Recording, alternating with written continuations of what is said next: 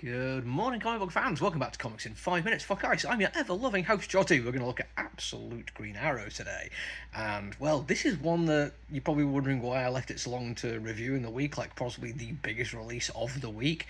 Well, it turns out I'd had my own copy on pull for quite some time, which means I had no worry whatsoever of it selling out. I mean, it did. It totally sold out on day one, but it meant I had my copy. I didn't have to rush to read it before it ran out, and I'm finally happy to be able to say I sat down, read it, and I absolutely bloody loved it. There's so many reasons why. Let's start at the beginning, though. The creative team is just second to none right now, and I'm going to apologise right from the get-go here.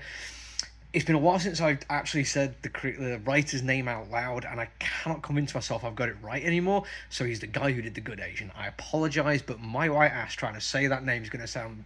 Well, I'm either going to sound racist, an asshole, or an idiot, or a combination of all three. So I apologise. I feel like I'd be doing it a disservice. But he is a genuinely genius creator. I mean, the Horizon Experiment thing he did was fantastic, but Good Asians is one of those comics which just stayed with me.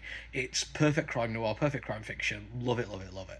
The fact that they tapped him to do one of the Absolute books, I was like, yeah, absolutely fantastic. Cannot wait for that. The fact that it was one of the more horror-themed ones. I mean, like, overtly horror as well, because don't get me wrong, Wonder Woman goes to some very dark places. Batman leans into the grotesque of it all very effectively. Even Green Lantern had a sci-fi horror kind of vibe, especially for that first arc. This one feels far more into the horror area, even though it is also a crime story. And the pacing of those two things are not 100% dissimilar. Crime tends to be a little bit more of like, yes, there is a slight rise and fall because things are going to go wrong, things are going to get in the way of it. But you can do slow build-up of revealing of clues and information and seeing people figuring it out, going and doing interviews, until you get to a final conclusion, and that's kind of it.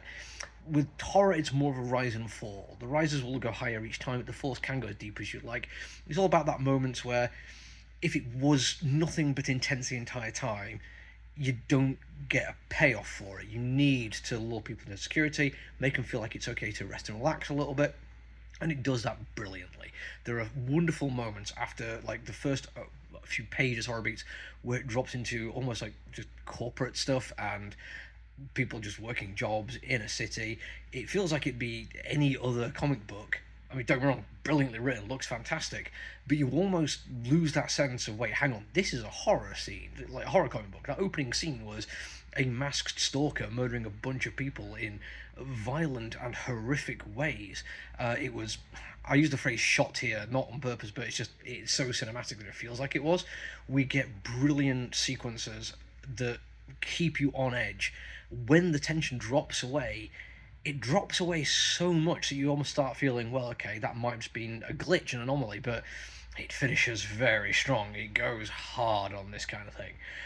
It also looks amazing. Raphael Albuquerque is superb, and I can talk about multiple actual just single panels of this book, which are so good looking, I'd have them hung on a wall.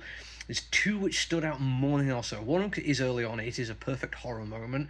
It is our POV character coming into a room, seeing somebody, and we see their point of view from a mirror, so we can see them looking at what's going on as somebody turns around, revealing their horrific, grotesque face.